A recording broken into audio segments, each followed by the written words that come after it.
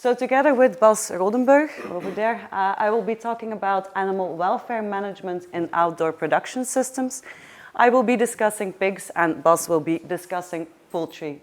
So ILVO, the one circled, is one of the 22 PPILOW partners. We are located in Belgium, near the wonderful city of Ghent, where I also live. Now, obviously, we are an agricultural research institute, so we're not located here exactly, but somewhere near Ghent in the fields. Now, what is ILVO? It's the Flanders Research Institute for Agriculture, Fisheries and Food. So we do a lot of different stuff, but I am involved in the livestock farming and organic agriculture sector. So I actually belong to the welfare and behavior of farm animals team. That's me. And I'm mainly involved with the PPILOW project, and I have been for about 3 years now. So I wasn't here at the start of the project. I'm also involved in some other projects, and most of them are related to pigs, as was my PhD back in the day. Now, what am I going to do today? I'm going to keep it pretty simple, actually, more of a general overview to start with. Also some opinions by pig farmers from the PPILOW project. And then I'm going to introduce 2 tools that have been developed, one in the PPILOW project and one not in the PPILOW project, that could actually maybe help farmers right now and in the future to monitor pigs in an outdoor setting. Now, first, I always like to start off with some nice pictures. These are actually all pictures from the PPILOW project. So they were taken either by myself or by one of our Dutch colleagues. So honestly, this is what I think about when I think about outdoor pig production. But obviously, this is not the only type of setting. This, for example, can also be organic production. And across Europe, you can find both of these systems. So usually these ones are more year-round, and these type of systems, which I will refer to as outdoor basic systems, the animals are not outside year-round. They are outside during certain life stages or certain periods during the year. Now, of course, these are just the 2 ends of the spectrum. There's a lot of systems that are somewhere in between. But for sake of argument, I'm going to discuss both of these systems a little bit separately because, well, I need to be able to say some advantages and some challenges, and I can't include them all, obviously. Now, first, our outdoor basic system. This is not the official name. I'm not sure if it has an official name. If you look at scientific publications about organic farming, usually they refer to this as indoor. But I found that to be a bit confusing because they still have an outdoor space, though it is usually more of a concrete, quite small area. But they still live a little bit of their time outdoor.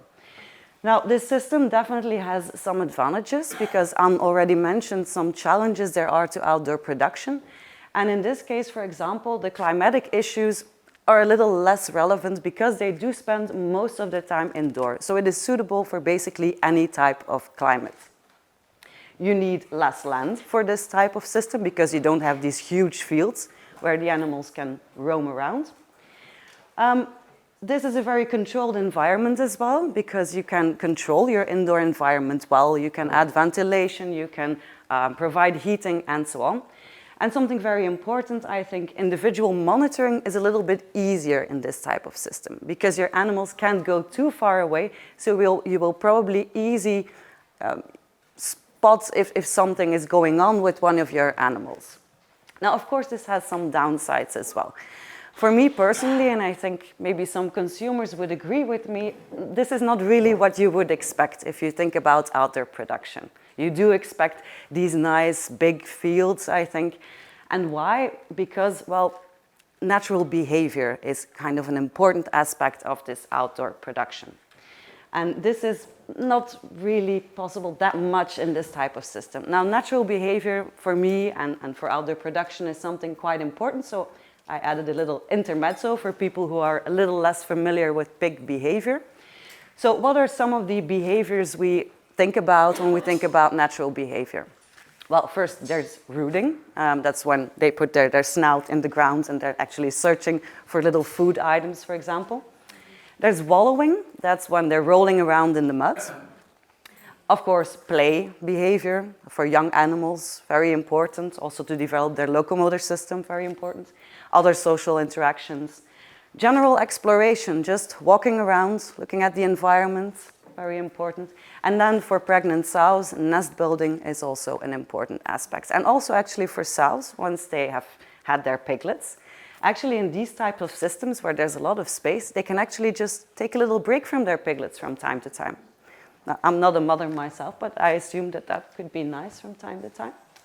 Now, all these types of behaviors, they are good because, well, actually they satisfy certain behavioral needs for the animals, but they also sometimes have added health benefits. For example, this wallowing, so this rolling around in the mud, it's very good for their thermoregulation. So if they are in quite a hot climate, they can actually cool themselves down by rolling around in the mud. Also, to prevent sunburn, for example, because if they're covered in mud, they will not get any sunburn, or at least less sunburn. It's also good for skin parasites, for example. So there's all these added benefits. And this is actually a picture also from one of our farms in Belgium. I found it quite nice. It was just a random picture, but you can already see some of these different behaviors here. You can see, well, there's the one chilling out in the middle, and then the other one in the back is just rooting, exploring, and these two were actually engaged in play behavior. So it's actually, I think, a quite nice thing to see. Now, that type of behavior you will see less in this type of system. Of course, you can try and better that a little bit by adding certain types of enrichments, for example. There's something called a rooting box, but it's not entirely the same. Also, a challenge with this type of system is that because they spend a lot of time indoor, probably there's going to be a higher animal density, especially indoor. And of course, then you can have like more ammonia, more dust, more pathogens in the air, and that can affect the health of the animals, especially, for example, for respiratory diseases. And then that's not really a welfare issue, that's more something for farmer welfare. These type of buildings, of course, will be a bit more expensive because they're not little huts, they're actual big buildings. And, well, the energy costs will be higher.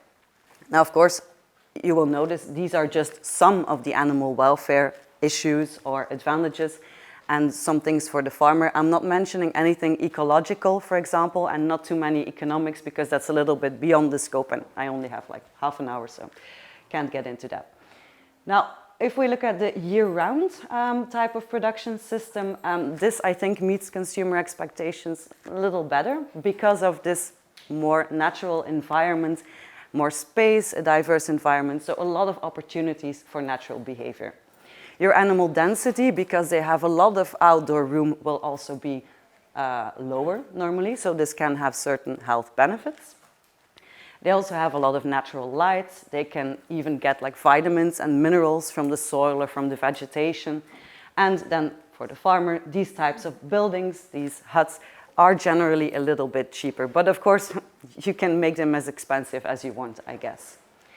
Some disadvantages also to this system, of course. When you are in a more extreme climate, so when it's very hot or very cold, then there might be some issues with thermoregulation, which can, of course, cause other health issues. So that can be a problem together with sunburn. Of course, you can also counteract this by having a lot of trees, for example, that will also help with sunburn. So there are some obvious solutions, definitely.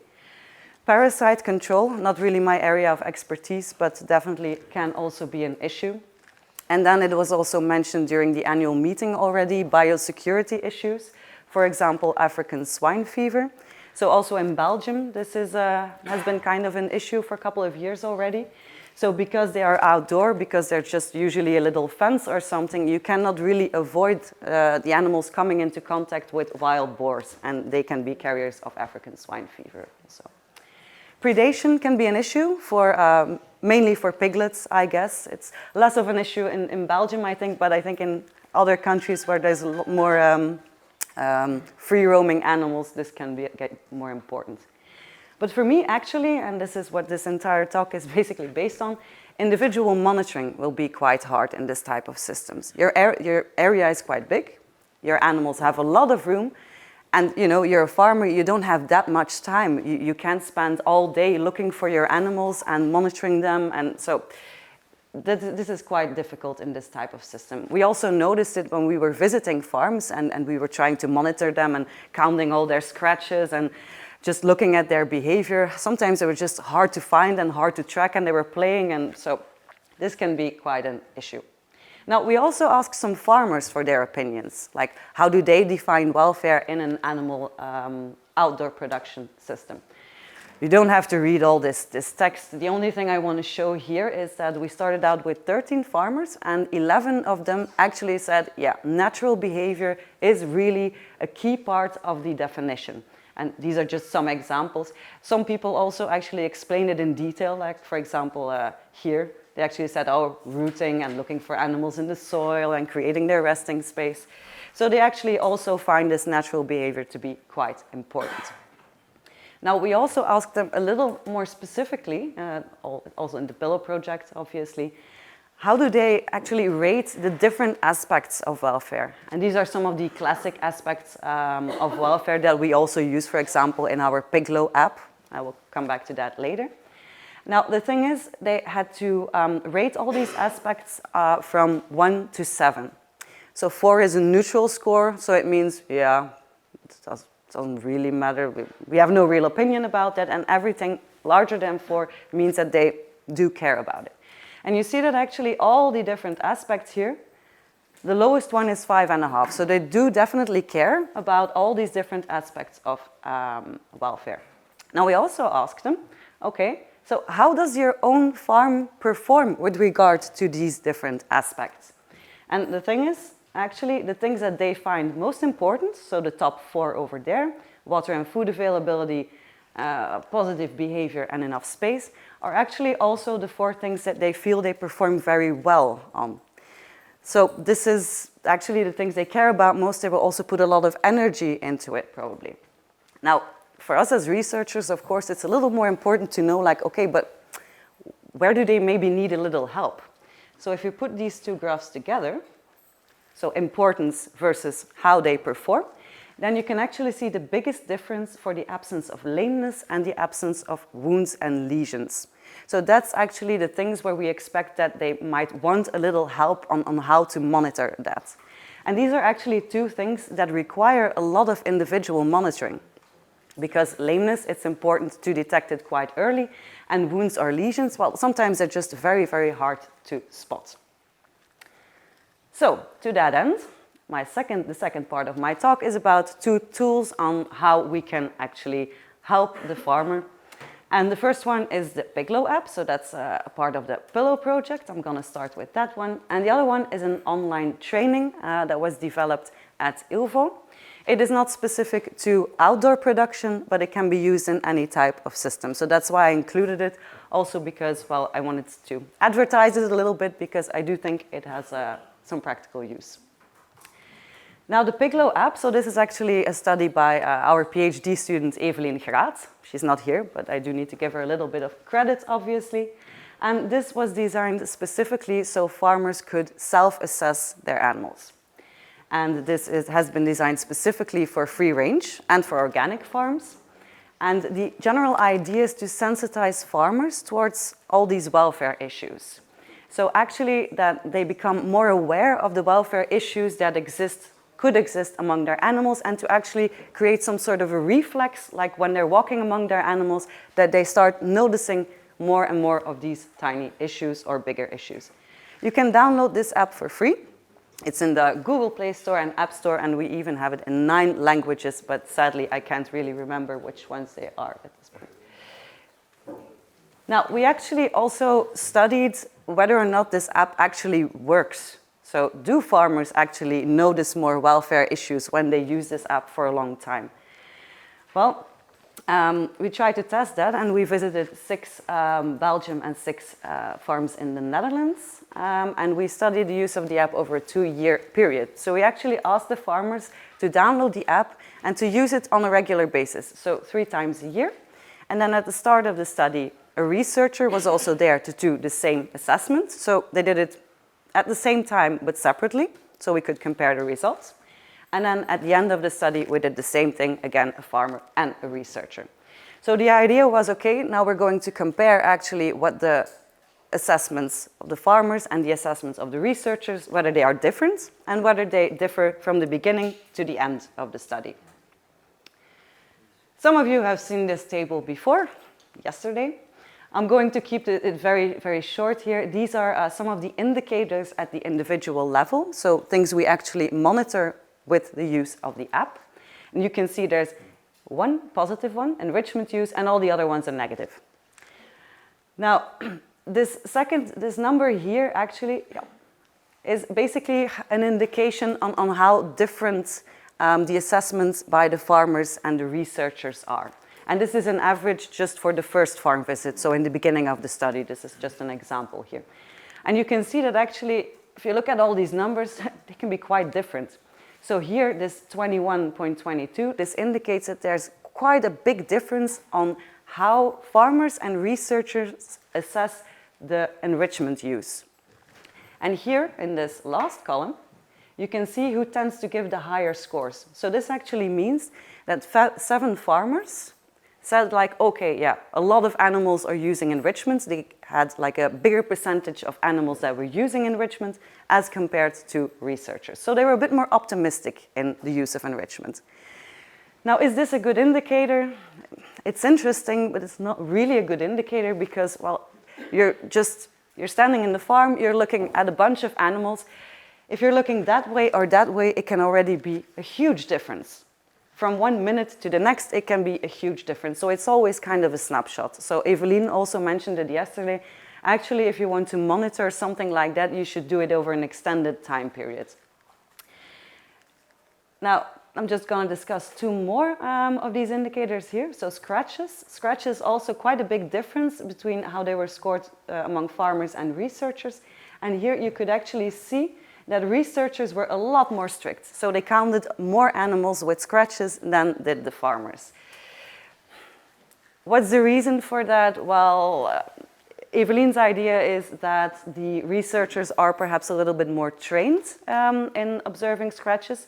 I think that's a possibility. On the other hand, maybe, it's another option, maybe researchers tend to exaggerate a little bit. Maybe we label something very small as a scratch while the farmer knows that, yeah, this is not really relevant for welfare. A scratch should be a little bit bigger to actually count it as a scratch. So it depends. And then the last one, and this is an interesting one that I want to discuss here, animals that are too small. So here we have the opposite thing. So farmers tend to label more animals as too small compared to researchers. That's because obviously it is also economically very important. So I believe that actually farmers are very well trained just by experience in knowing if an animal is too small. And we as researchers, we tend to use like objective criteria and so on, but I think the farmers can sometimes just maybe feel it, whether or not an animal is too small. Now, we also tried and do some calculations on how the overall difference is between farmers and researchers. I'm not going to go into detail on how these were actually calculated, but the thing is, you should keep in mind, so you have these scores here, the highest one being 1.48. This is a score out of 100. And this is actually an indication on how good or bad your welfare is. So for perfect welfare, the score is 0. For the worst welfare ever, it would be 100. You can see that these scores are extremely low. So all of our farms were basically already kind of model farms, which makes sense because, well, they participated voluntarily, so they have definitely nothing to hide. Now, from these numbers, what can you see? So there's the first farm visit. Farmers were a bit more optimistic than researchers with regard to welfare, but the difference is, yeah, percentage-wise, it's a large difference, but still both scores are quite good. And then at the second farm visit, actually the scores for researchers and farmers were exactly the same. Now, what can you conclude from this? Well, it depends. If you could say, okay, the score for farmers is a bit more strict in the second visit. So perhaps they do pay more attention to animal welfare, so perhaps they noticed a bit more of the issues. It's a possibility. And for the researchers, why is it different? Well, you could say, okay, this is a measure for whether or not animal welfare has actually improved. But then you have to assume that as a researcher, you're always right. So That's kind of difficult. It's also possible that just the score for the researchers actually change a little bit because, well, the researcher in question is obviously a PhD student who also has a certain learning curve. So it's very hard to draw some very hard conclusions from this. Now, of course, these are just preliminary data. Eveline is also going to analyze all the other self-assessment by the farmers, and then we will get a clearer picture on actually the evolution of animal welfare on these farms. So, does the PPILOW app work? I have no concrete evidence of that, but I do really recommend downloading it and looking at it because I do think that the objective of sensitizing the farmer, I think that it actually has a lot of potential for that. So on to something not completely different because lameness is also included in the PPILOW app, but this is a bit more actually exclusively focused on lameness. Now this is for all types of farms and it's actually an online training you can do to assess lameness specifically in sows. Now of course there's also lameness issues in other types of pigs, but this one focuses specifically on sows. And you can do it in English or Dutch, no other languages so far. And actually the idea as well is to actually sensitize farmers towards issues with lameness. So the course actually starts out with an introduction. It says a bit like, what is lameness? How does it occur? And also, very important, why do we care about lameness? Obviously, it's a very bad thing for animal welfare, but it can also cause economic losses. Because if it goes too far and your sow is unable to stand up or she is in pain, then, well, you have to euthanize her. And the thing with lameness is early detection is very important because once it has gone too far, very often there's not much you can do to actually remedy it. And that is basically why this training, oh, nope. Yeah, that's basically why we do this training. Now, what's new about this training is actually the scoring system. There's generally two types of systems. There's a continuous scale. So you have to imagine the farmer has, or the researcher has a piece of paper. There's a bar of a certain length from 0 to 15 centimeters, something like that. So perfect gait to downer sow. And then you just look at the animal and you put this little marker somewhere along this bar where you think your animal finds itself. It's very hard if you don't have much experience. So there's also another system that's a categorical system. It's a lot more basic. You just have this sheet of paper and it says, oh, category 1 equals these types of behaviors, category 2 equals these types of behaviors, and then you just write down, oh, this sow is a category 2. It's a lot easier, it's a lot quicker, but it's not very detailed because there can be a lot of variation within categories. So that's why we actually use what we call the Tagged Visual Analog Scale, or the TVAS scale. It is a continuous scale, so you can put your mark basically anywhere along this line, but there are already tags, so there are indications of categories. With category 1 being there's really nothing going on, your sow is walking perfectly or almost perfectly.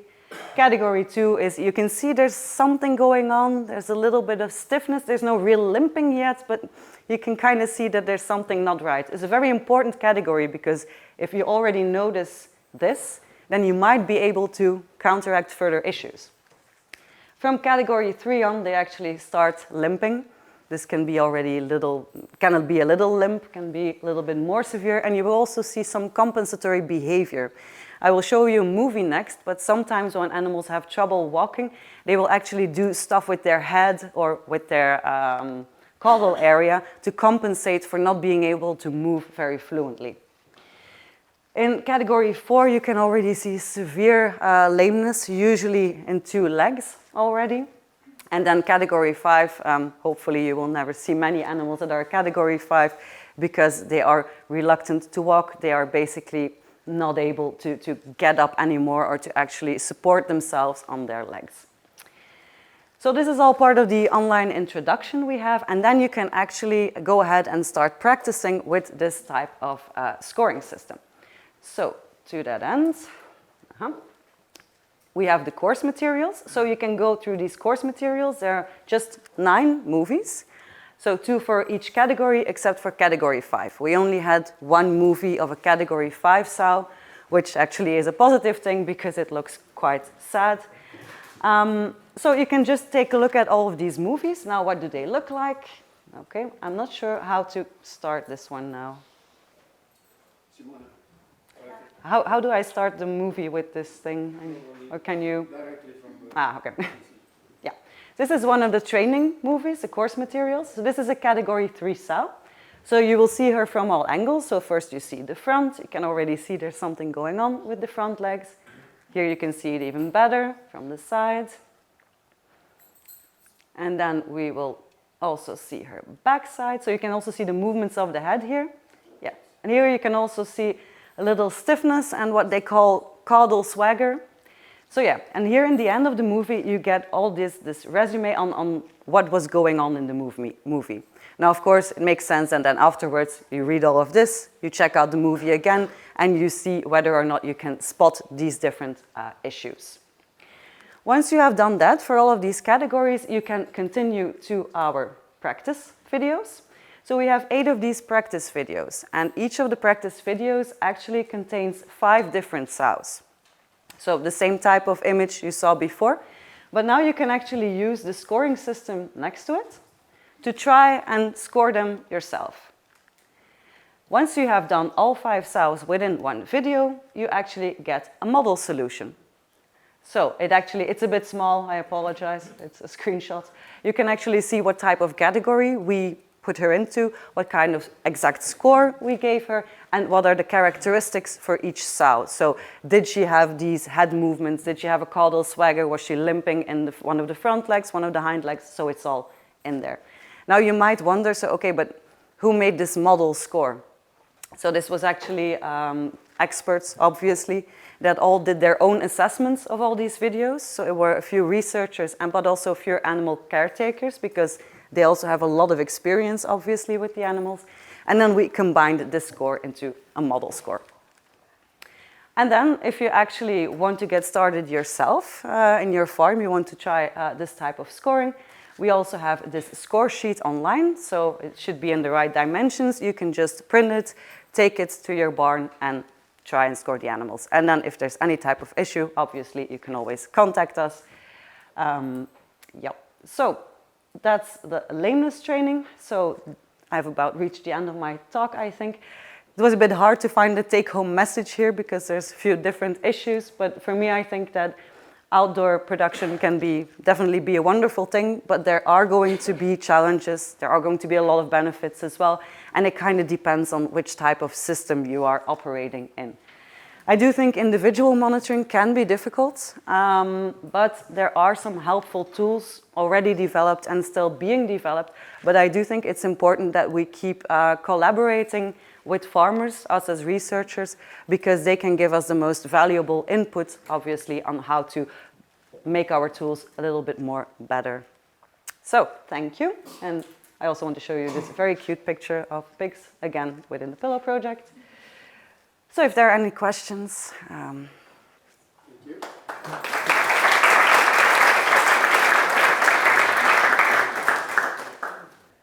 Hi, I am Diego. You were talking about a fattening system, no? Finishing. In which part of the presentation? In general. Most of the I have questions about the farrowing system. Do you have farrowing system in outdoor? Yes, you do. Because there is actually some like farrowing huts, and pregnant sows actually give birth to piglets there. And that's why I also mentioned the predation issue, because that's more of an issue for the newly born pigs, for the piglets actually. Yeah. Okay, do you have information about the farmer opinion of crushing, for example, or that kind of animal work? No. In the fattening? That's not something we included in this survey, because crushing is such a general issue. It's part of both conventional, organic, free-range systems. So I think here that they did not include it in the survey for that reason, because I think the issues will be fairly similar. It always depends on how much room do your piglets actually have to try and get away from the sow a little bit. And of course, it will be different for each type of system. But there is no like general rule for outdoor production. It depends again on the type of farrowing system you're in exactly. So no. Is it planned to evaluate whether the application of this app does improve animal welfare on these farms? Yes, yes. Our PhD student is trying to look at that. But I'm not sure if we will come to a very clear conclusion, because the sad thing is we were hoping to get a lot of farms to participate in this study. But in the end, we only have 12 farms, so the sample size is pretty low. And they are all basically already model farms. So it's gonna be very hard to draw some conclusions from that. But yeah, that was the idea, to actually check that out.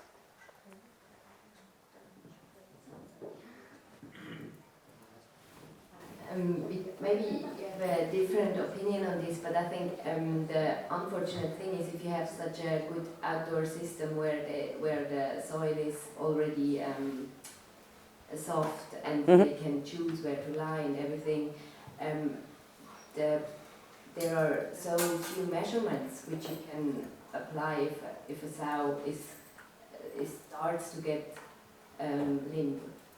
So I think maybe I'm a bit too pessimistic about how to improve this issue, because I think it's a big issue. It might be the genetics.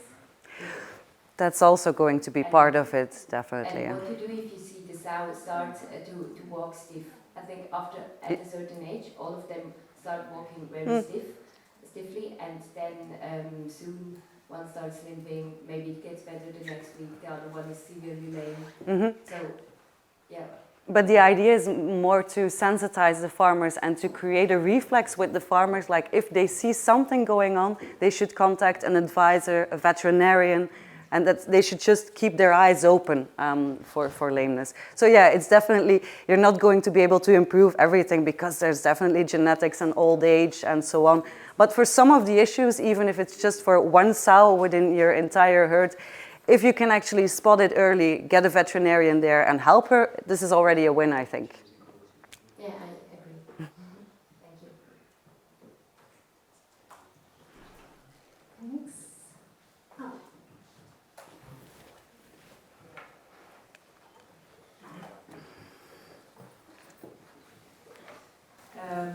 Yeah, it's really specific on the lameness actually, because maybe partly already answered, but I don't really know like what causes it or what can they actually do. That's all in the introduction on the website. So the idea of this presentation was more to present you the online training and not really to present you with a course on lameness. But it can be different things. It can be also like has something to do with old age and for example, arthritis is a common cause. It can also be like simple injuries to the legs, for example, even by just scraping against a concrete part of the stable, for example. This can already cause like a little wound, which can get infected because there's a lot of dirt, obviously, in pig stables. And this can also be a cause of lameness. But there's many different causes, and that's a tricky thing. That's why it occurs so much, because there's so many different causes, obviously. And what can you do about it? It really depends on how far advanced it is, and you will always have to ask a veterinarian for a clear opinion, obviously. If it has gone very far, then usually there's very little to do, I think. And we don't want to get it to that part. Last question in person. Yeah, maybe the last question. So what I really hear is this is all about like observing, right? Like getting the farms to observe better. And then the next step, I am a farmer myself, and what I found really difficult sometimes when you observe something and you call like a veterinarian, is that they're not so much used to these outdoor systems. How do you see that step? That's a hard one. I think it will always depend on what type of issue. Do you maybe have an example or something? Because we have a mixed farm with actually bulls for meat, do purpose chickens, and we do rounds of pigs as well. We had, well, specifically with the bulls actually, that there were limbs, so there were a few ones struggling, not standing up really like how they normally do, and the vet was like, well, I don't really see anything, but we saw a big difference. And we always keep them outside, so she thought maybe it was a weather change, and we were like, no, it's something. It was the specific, it was a really hard one because apparently it was a virus, blue tongue virus, I'm not sure. Okay. It has spread all over Europe yet, but so it was really specific, but then it was really hard to explain to the vet that our whole system, like from all the other farms she had been that week. Yeah. Was just really I think depending on what country you live in, actually outdoor production, vets know more or less about it, or can, I think, I'm not sure, I think in Italy outdoor production is quite common here. Yeah. But I think in Belgium, for example, it exists for pigs, but it's not really that common. So I think we would experience the same problem that veterinarians, I think, maybe often don't know really, don't have that much experience with that type of production system.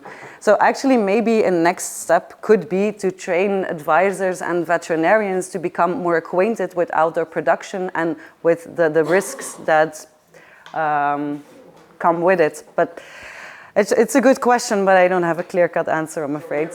Thank you very much, Charlotte. Thank you. Thank you very much.